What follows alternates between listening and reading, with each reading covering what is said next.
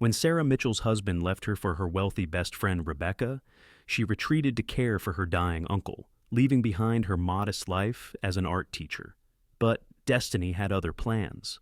A letter from Switzerland would change everything, unveiling a hidden legacy that would test the true meaning of wealth, loyalty, and power. Sometimes karma needs a little help, and revenge is an art best served with class. Sarah Mitchell stood at her kitchen window, absently stirring her morning coffee, as she watched the autumn leaves dance across her modest front yard. At 42, she had grown accustomed to these quiet moments before heading to her job as a high school art teacher. Her husband, James, had already left for his position at the investment firm, where he'd worked for the past 15 years. Their life together had been comfortable, if not luxurious. The three-bedroom colonial in the suburbs of Boston had been their home for 12 years, filled with memories of dinner parties, holiday celebrations, and quiet evenings spent planning their future. They hadn't been blessed with children, but they had each other, and that had always seemed enough, until Rebecca came into their lives. Sarah had met Rebecca Hamilton 3 years ago at a charity gala where Sarah was volunteering. Rebecca, with her perfectly styled blonde hair and designer wardrobe, had taken an immediate interest in Sarah's watercolor paintings, which were being auctioned for the charity. Their friendship blossomed quickly, despite their apparent differences. Rebecca was everything Sarah wasn't: bold, sophisticated, and wealthy beyond measure, thanks to her family's real estate empire. She lived in a sprawling mansion in Beacon Hill, drove a different luxury car each season, and spent her summers in the south of France. Yet somehow she had connected with Sarah's down-to-earth nature and genuine passion for art. "You're real," Rebecca had told her once over lunch at an exclusive restaurant. "Do you know how rare that is in my world?" Sarah had introduced Rebecca to James at a dinner party 6 months into their friendship. She remembered how Rebecca's eyes had lingered on her husband a moment too long, how James had seemed to stand straighter in Rebecca's presence. But Sarah had dismissed these observations as paranoid thoughts. After all, Rebecca had become her closest friend, confidant, and biggest supporter. When Sarah's beloved Uncle Marcus fell ill in Oregon, Rebecca had insisted that Sarah go care for him. "Take as long as you need," she'd said, hugging Sarah tightly at the airport. "I'll keep an eye on James for you." Sarah spent 2 months in Oregon, watching her uncle's health decline while dealing with an increasingly distant James. Their phone calls grew shorter, his excuses more frequent. Then came the email that shattered her world. "I don't know how to say this," James wrote, "but I've fallen in love with Rebecca. I'm moving out of the house. I'm sorry." Sarah read the email 17 times that night, each word burning deeper into her consciousness. When she called James, it went straight to voicemail. When she called Rebecca, the number had been blocked. Her best friend and husband had not only betrayed her, they had cut her out of their lives as if she were nothing more than an inconvenient memory. She returned to Boston to find the house half empty. James had taken his belongings, his car, and even the vintage wine collection they had built together. The divorce papers arrived by courier the next day, along with a check that James claimed was more than fair, given their prenuptial agreement. Sarah's colleagues and remaining friends rallied around her, offering support and shoulders to cry on. But nothing could fill the void left by the dual betrayal. She threw herself into her teaching, started therapy, and tried to rebuild her life one day at a time. Then came the letter from Switzerland. It arrived 6 months after James left, bearing the letterhead of one of Europe's most prestigious private banks. Sarah almost threw it away, assuming it was junk mail, but something made her open it. "Dear Ms. Mitchell," it read, "we are writing to inform you of your inheritance following the passing of your grandfather, Heinrich Weber. As per his final wishes, this information was to be kept in strict confidence until 6 months after his death." Sarah had never met her grandfather. Her mother rarely spoke of her own father, a Swiss banker who had disowned her for marrying an American artist. Sarah knew he was wealthy, but the number on the letter made her coffee cup slip from her trembling fingers, shattering on the kitchen floor. $500 million, plus controlling interest in Weber International Banking Group.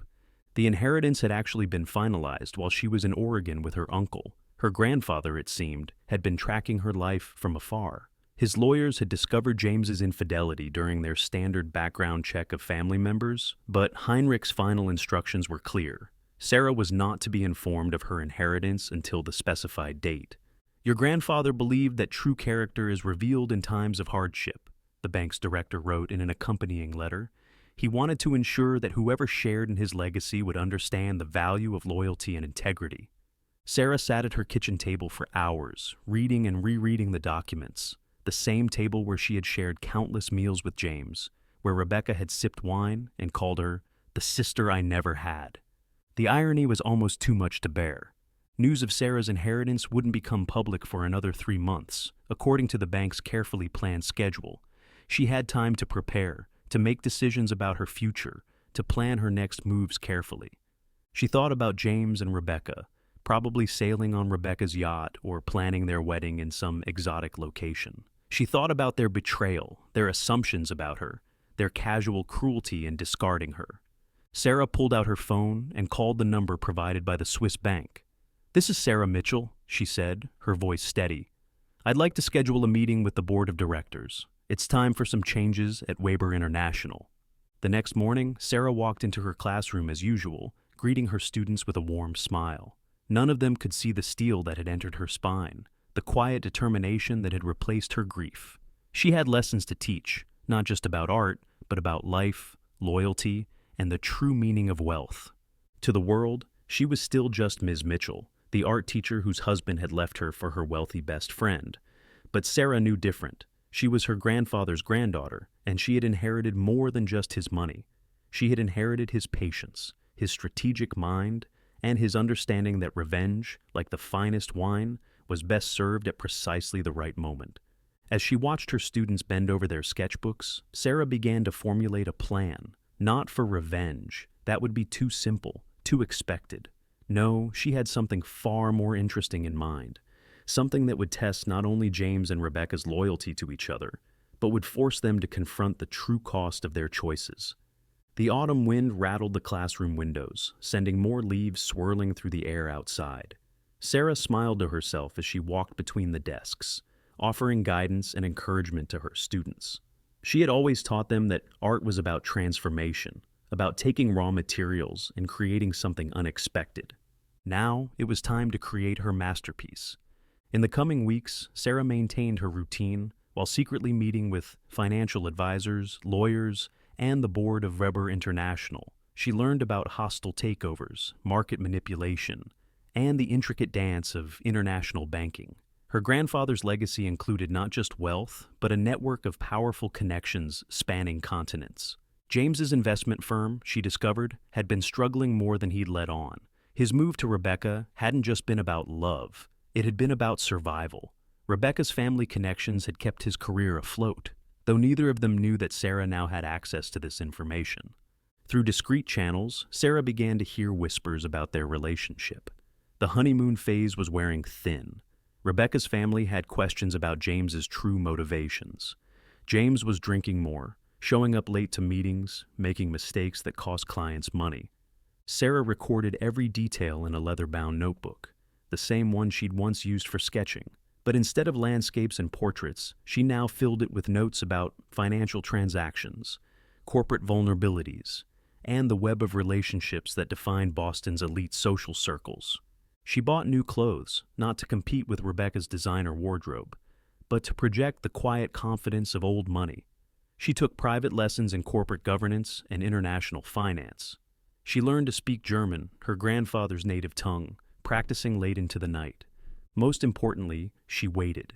Patient as a spider tending her web, Sarah watched and listened as James and Rebecca's perfect world began to show its first hairline cracks.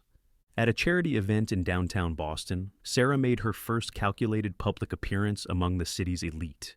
She hadn't planned to attend, but when one of her students mentioned their mother was on the organizing committee, Sarah saw an opportunity. She bought a ticket with a portion of her still-secret wealth, selecting a classic black dress that whispered old money rather than scream new wealth.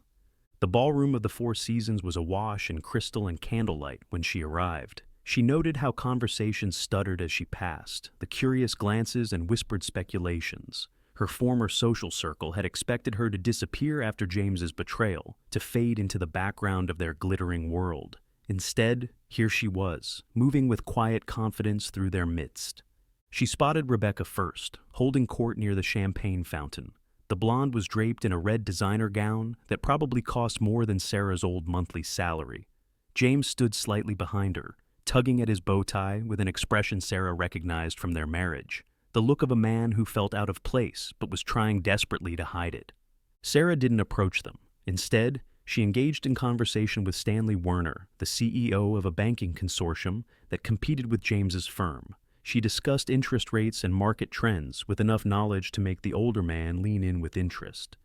"You seem to have quite a grasp on international finance, Ms. Mitchell," he said, eyebrows raised. Surprising for an art teacher. "Art and finance aren't so different, Mr. Werner," she replied, just loudly enough to carry to nearby ears. "Both require an understanding of patterns, risk, and human nature. And please, call me Sarah." She felt James's eyes on her as she chatted with Werner, saw Rebecca's perfect smile falter slightly. Neither approached her, but their attention remained fixed on her throughout the evening. Sarah knew they were wondering about her newfound sophistication, her ease among the financial elite they had assumed was their exclusive territory. The following week, Sarah received an invitation to join the board of the Boston Arts Foundation, a position Rebecca had coveted for months. She accepted graciously, noting with hidden satisfaction how the news traveled through Boston's social circles like wildfire. At her first board meeting, Sarah proposed a series of innovative fundraising strategies that merged art investment with charitable giving. Her ideas, backed by subtle hints about international banking connections, were met with enthusiasm. The chairwoman, Victoria Ashworth, took Sarah under her wing, introducing her to key figures in Boston's philanthropic community. Meanwhile, Sarah's quiet accumulation of power continued behind the scenes. Weber International began acquiring small but strategic positions in companies connected to Rebecca's family empire. Nothing dramatic enough to raise alarms, but enough to give Sarah insight into their operations. She learned that Rebecca's family fortune wasn't as solid as it appeared. Their real estate empire had been hit hard by market fluctuations, and several major developments were hemorrhaging money. Rebecca's lavish lifestyle was supported more by debt than actual wealth, a house of cards that could topple with the right push.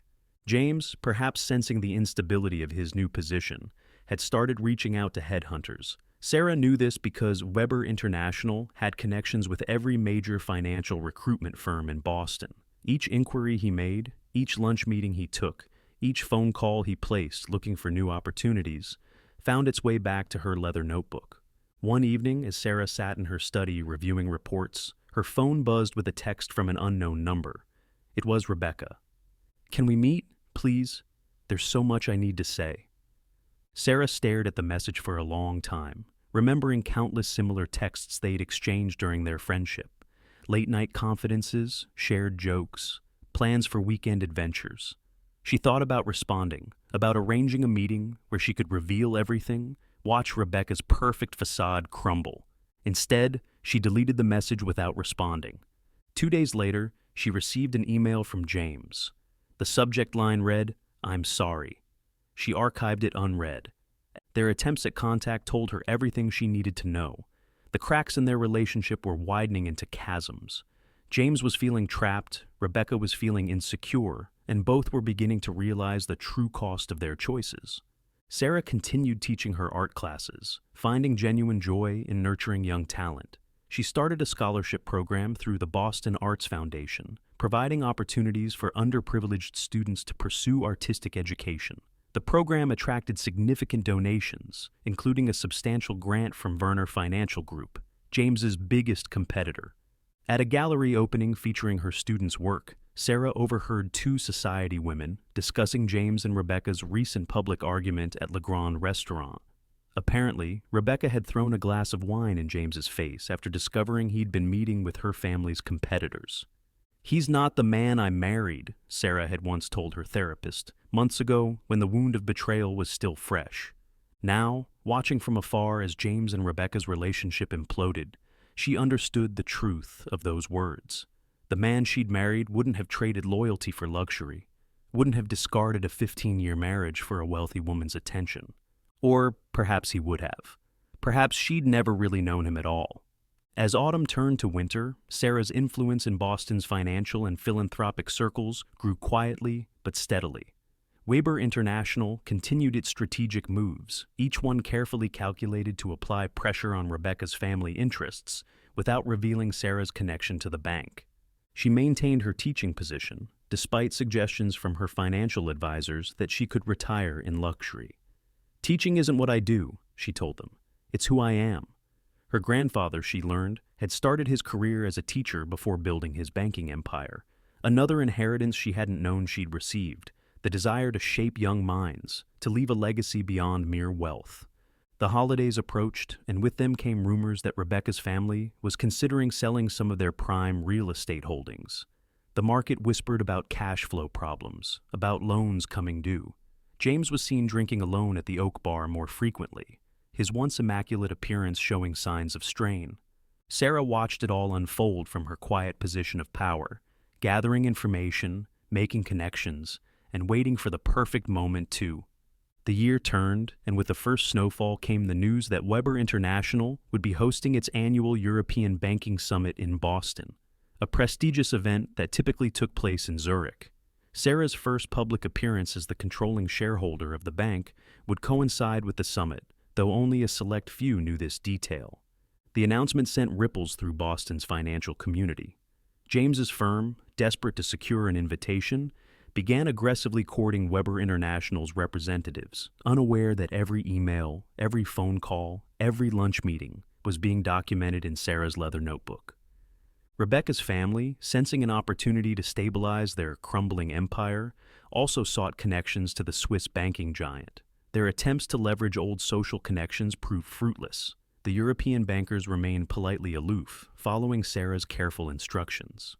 One morning, as Sarah graded student portfolios in her classroom, her phone lit up with a message from Victoria Ashworth. "Darling, you won't believe what I just heard. James and Rebecca had another public spat at the Capitol Grill. Something about him meeting with her father behind her back. The whole restaurant heard her call him a social climbing parasite." Sarah set her phone aside, returning to her students' artwork. She had learned to appreciate the honesty of their creations. No hidden agendas, no complex manipulations, just pure expression. It helped keep her grounded as she orchestrated the intricate dance of power and consequences playing out in Boston's upper echelons. The Weber International Summit was scheduled for early March, when the last traces of winter still clung to Boston's streets. Sarah had arranged for it to be held at the newly renovated Heritage Hotel, a property that, until recently, had belonged to Rebecca's family. They'd been forced to sell it at a loss 2 months ago, though the buyer's identity remained hidden behind layers of corporate structures. As the date approached, Sarah's preparation intensified. She worked with her legal team to ensure every detail of her inheritance was bulletproof, every transaction transparent, every move she'd made beyond reproach. She had no intention of giving James or Rebecca any ammunition to use against her. The guest list for the summit's gala dinner read like a who's who of international finance. Sarah had personally approved each name, including James's. His invitation, however, came through his firm, not as Rebecca's +1, a subtle distinction that wouldn't go unnoticed in their social circle. A week before the summit, Sarah received another email from James. This one's subject line read, "I know about Weber International." She opened it, curious about what he thought he knew. "Sarah," he'd written, "I don't know how, but you're connected to Weber International. The pieces fit too perfectly. The timing of their moves against Rebecca's family, the summit being moved to Boston. If you're behind this, please, can we talk? There's so much you don't understand about what happened." She archived this email too, but not before forwarding it to her legal team. James was starting to piece things together, but he still didn't grasp the full picture. He was looking for someone to blame for his crumbling world, unable to see his own role in its destruction. 3 days before the summit, Rebecca's youngest sister, whom Sarah had never met, appeared at her classroom door after school hours. The family resemblance was striking, but where Rebecca exuded calculated charm, young Alice Hamilton radiated genuine distress. "Ms. Mitchell," she said, twisting her hands nervously, "I know you have every reason to hate my sister, but our family, we're not all like her. This pressure from Weber International, it's not just hurting Rebecca. There are people who depend on our businesses, employees, partners, their families." Sarah listened quietly, noting how different this young woman was from her sister. Alice spoke about responsibility, about legacy, about the charitable foundations their mother had established. She never once mentioned money or status. "Why are you here, Alice?" Sarah asked finally. "Because you're a teacher," Alice replied simply. "Because everyone says you're fair and kind to your students. Because I hoped you might listen, even if Rebecca doesn't deserve your compassion." Sarah studied the young woman thoughtfully. Alice's words stirred something in her, a reminder that revenge, no matter how justified, often carried unintended consequences. But she'd come too far to stop now. The summit would proceed as planned. The day before the event, Boston's financial district buzzed with anticipation. European bankers filled the city's finest hotels. James's firm had prepared extensive proposals for potential partnerships with Weber International. Rebecca's family had called an emergency board meeting, presumably to discuss strategies for the summit. Sarah stood at her classroom window, watching the sunset paint the sky in shades of purple and gold. Tomorrow, everything would change. The carefully constructed facades would crumble, the truth would emerge, and James and Rebecca would finally understand the true nature of wealth, power, and consequences. But as she turned back to her desk, Sarah noticed a student's forgotten sketchbook. Opening it, she found a series of drawings, simple but powerful illustrations of friendship, betrayal, and forgiveness. The young artist had captured something Sarah had almost forgotten in her months of careful planning. The morning of the Weber International Summit dawned clear and cold. Sarah stood before her mirror, carefully fastening her grandmother's pearl necklace, the only family heirloom she'd had before learning of her inheritance. Her black Chanel suit, purchased weeks ago for this moment, spoke of understated power rather than flashy wealth. As her car pulled up to the Heritage Hotel, Sarah noticed James's BMW already parked in the executive section. Even from a distance, she could see him pacing in the lobby, checking his phone repeatedly. Rebecca's distinctive red Tesla was nowhere in sight. The morning sessions proceeded according to plan. Sarah remained in a private suite, receiving updates as James grew increasingly agitated during each presentation. The Weber International executives kept referencing their mysterious controlling shareholder, dropping hints about upcoming changes in the bank's investment strategies. During the lunch break, Sarah received a text from Victoria Ashworth. "Rebecca's looking absolutely desperate at the Four Seasons bar. 3 martinis before noon. Apparently, James told her she's not welcome at tonight's gala." Sarah silently thanked Victoria for her constant stream of intelligence, then turned her attention to the latest report from her security team. They had documented 5 attempts by Rebecca to enter the Heritage Hotel through various side entrances, each time being politely but firmly turned away due to her lack of credentials.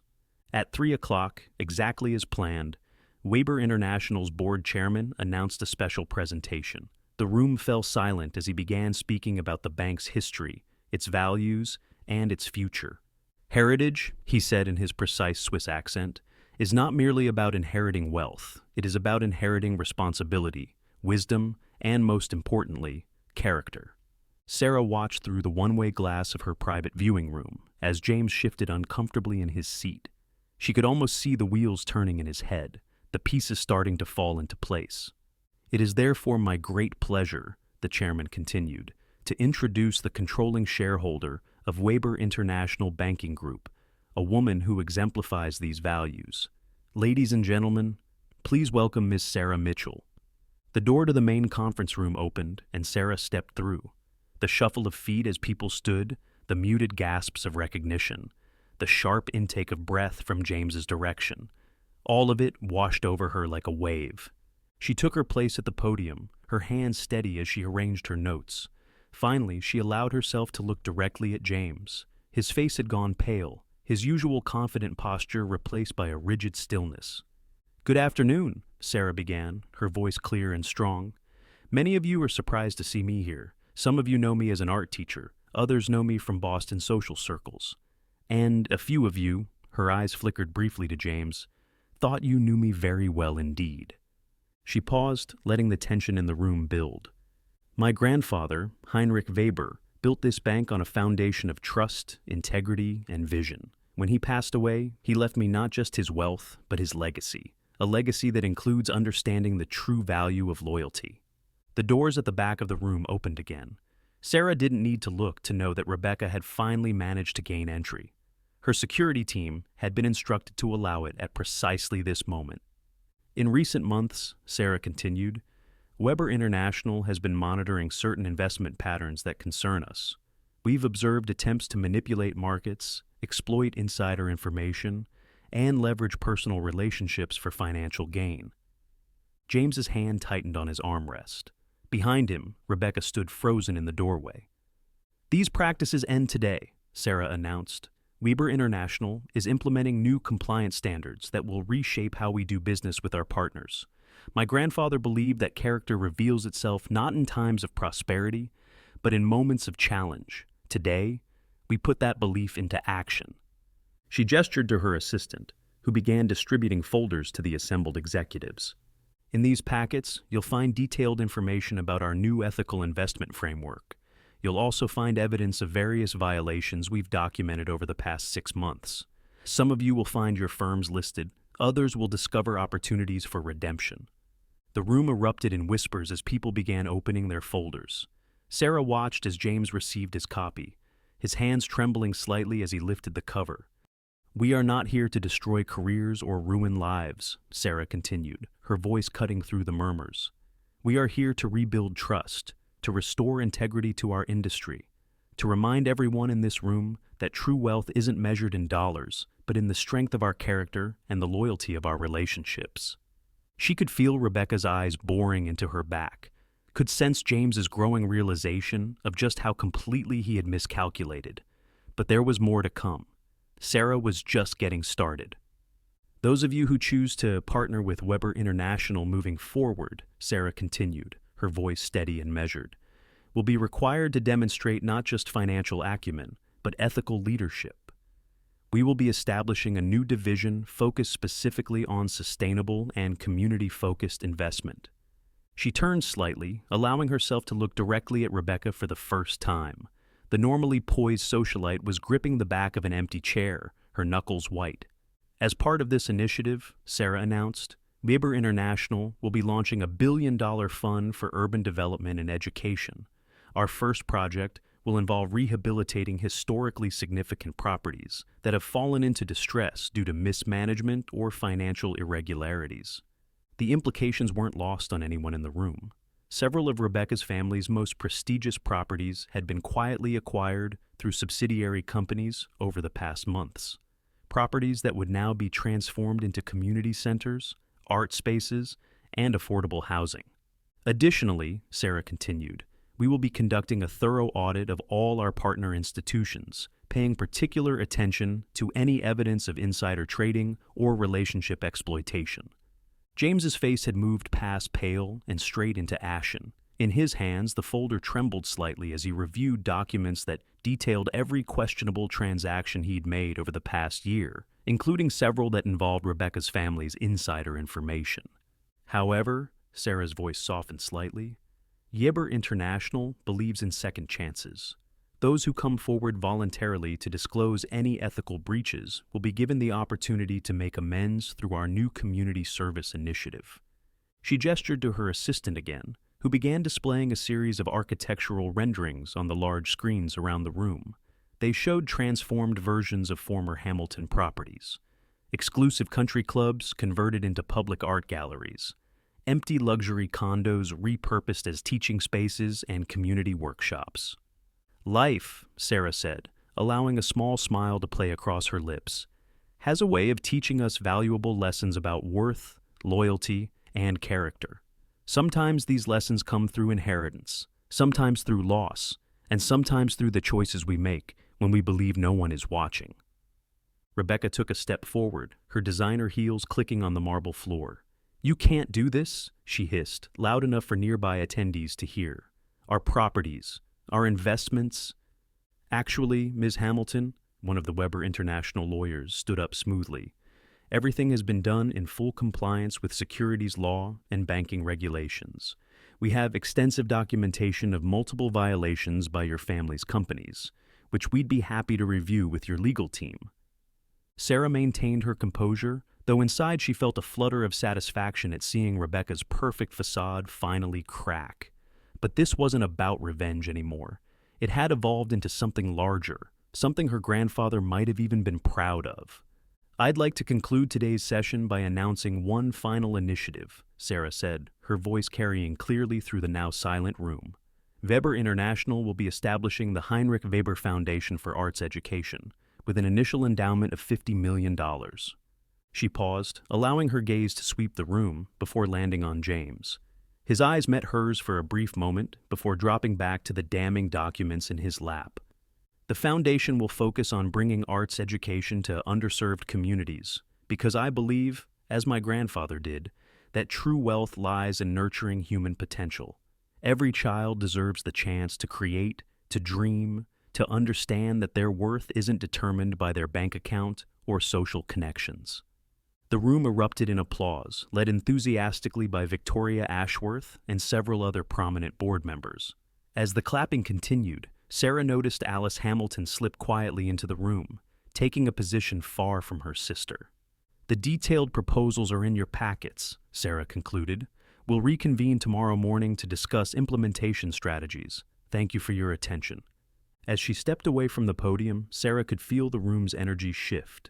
People were already forming groups, discussing the implications, making calculations. Some were eyeing James and Rebecca speculatively, others were hurriedly making phone calls. But Sarah's work wasn't quite finished. She had one more card to play, one final revelation that would... Sarah made her way toward the private conference room, adjacent to the main hall, purposefully walking past James and Rebecca.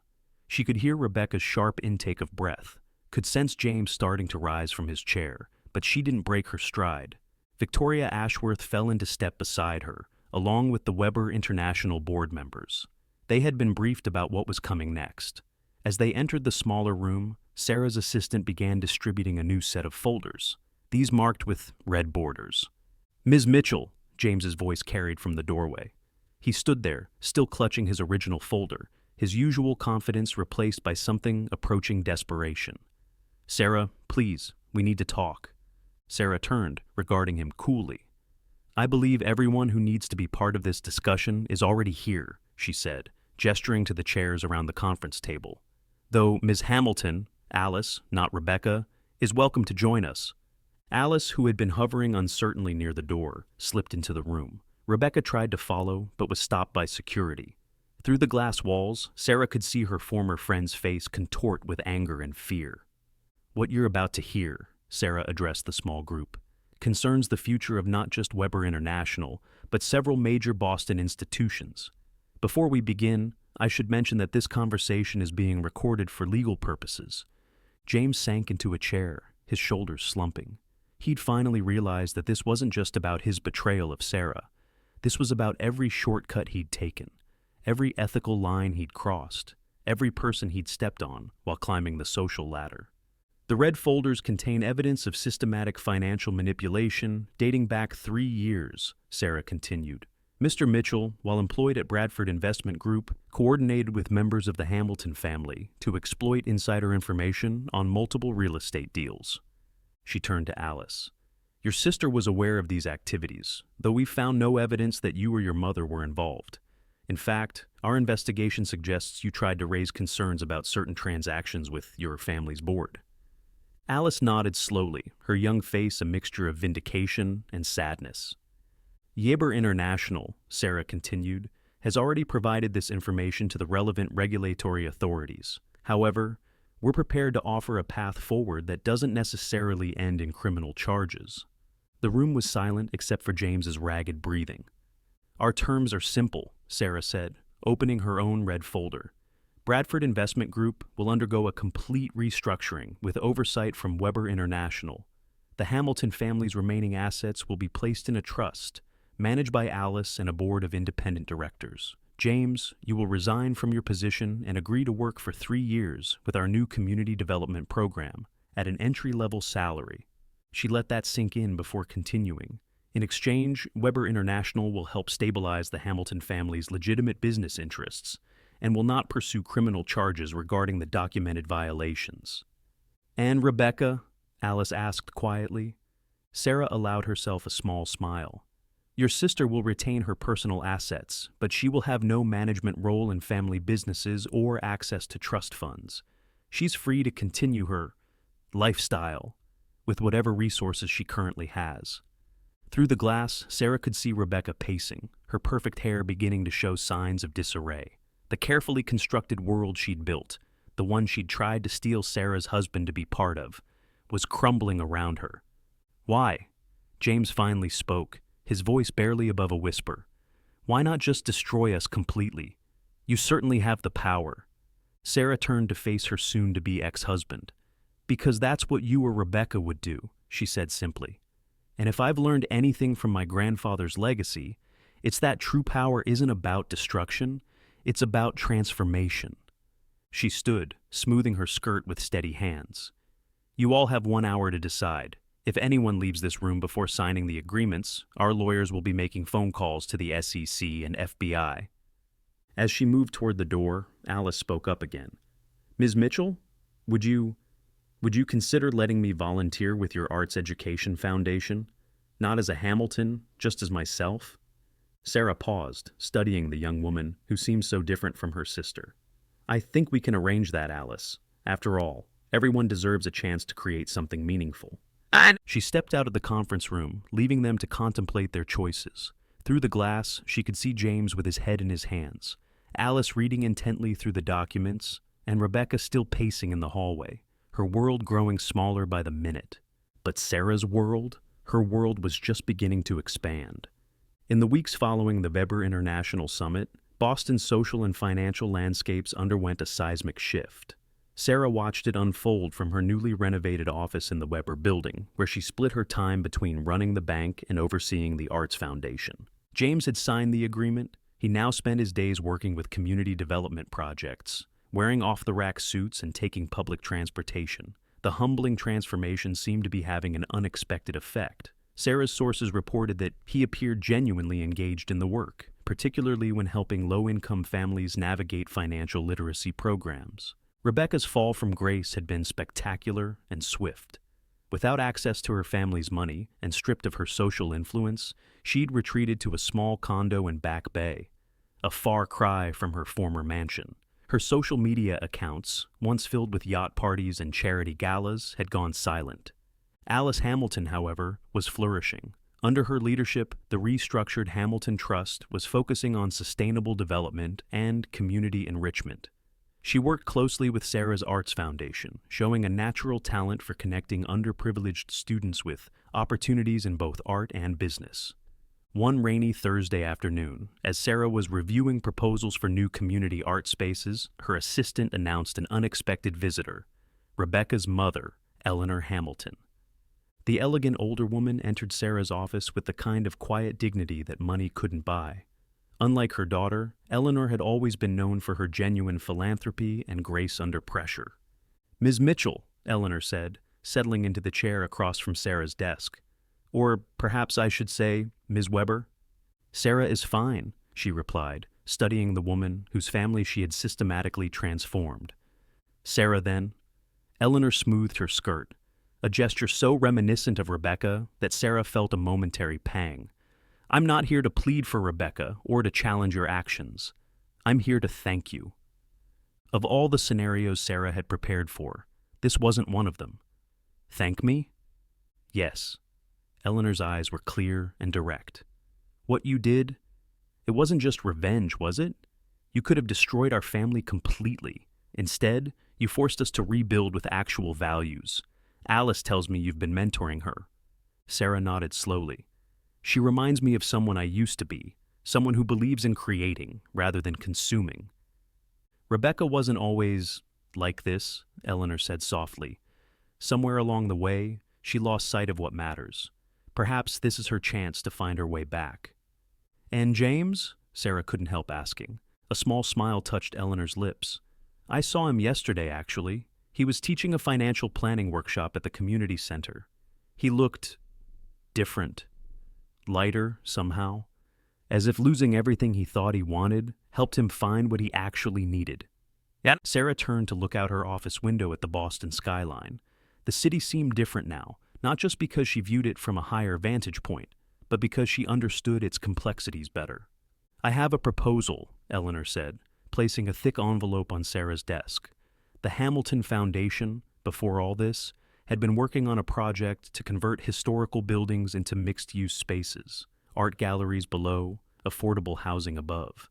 Alice mentioned you might be interested in collaborating. Sarah opened the envelope, scanning the prospectus. The project aligned perfectly with her foundation's goals, and Eleanor's experience in historical preservation would be invaluable. "There's something else," Eleanor added. "Rebecca, she's been asking to meet with you. Not to beg or negotiate, she says, just to talk. I told her I'd pass along the request, but the decision is yours."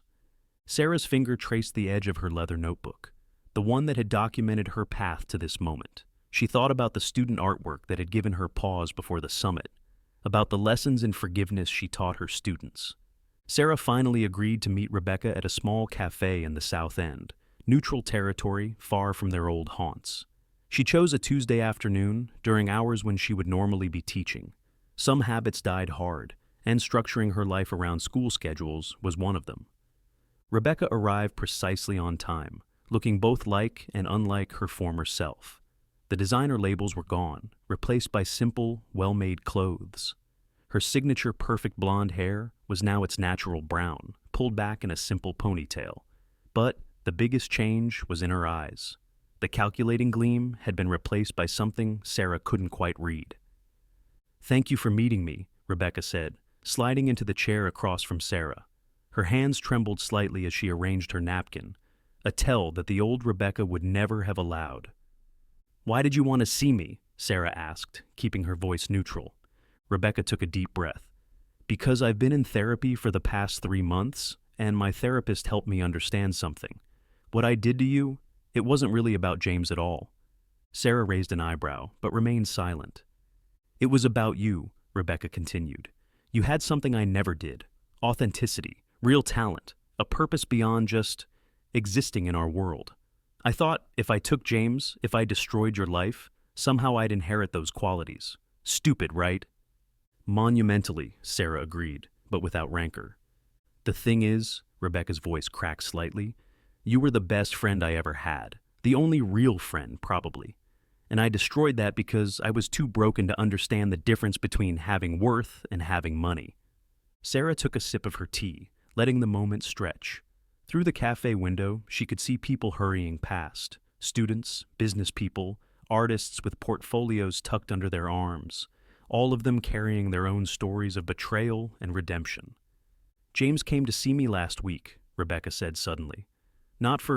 He's not interested in reconciliation. He wanted to apologize, said he's been doing that a lot lately, facing his mistakes. He's different now." "We're all different now," Sarah observed. "Yes." Rebecca smiled sadly. "Alice told me about the art program you're starting for at-risk teens. She said you're looking for people to teach business skills alongside the art classes. I know I have no right to ask, but you want to volunteer?" Sarah couldn't keep the surprise from her voice. "I want to try," Rebecca said softly, "to create something good from all this wreckage, to maybe understand what you understood all along, that real wealth isn't about what you have, but what you give." Sarah studied her former friend's face, looking for signs of manipulation or deceit. Instead, she saw something unexpected. Hope mixed with genuine remorse. "There's an orientation session next Thursday," Sarah said finally. 6 p.m. at the new community center, the one that used to be your family's country club. You can start there as a basic volunteer. No special treatment, no shortcuts. Rebecca's eyes filled with tears. "Thank you. I know it doesn't fix anything, but—" "No," Sarah interrupted. "It doesn't fix the past. But my students teach me something new every day about the power of transformation, about taking broken pieces and making them into art." As if on cue, Sarah's phone buzzed with a text from Alice. "Emergency meeting with Historical Commission about the renovation project. Need your expertise. Can you come?" Sarah stood, gathering her things. "I have to go. There's work to be done." "Sarah," Rebecca called as she turned to leave. "What you did with the bank, with everything. It wasn't just revenge, was it? You're actually building something." Sarah paused at the door, thinking about her grandfather, about her students, about the complex web of choices and consequences that had led to this moment. "Revenge is easy," she said finally. "Restoration is the real art form." As Sarah stepped out into the Boston sunshine, her phone buzzed again. This time, it was a message from James.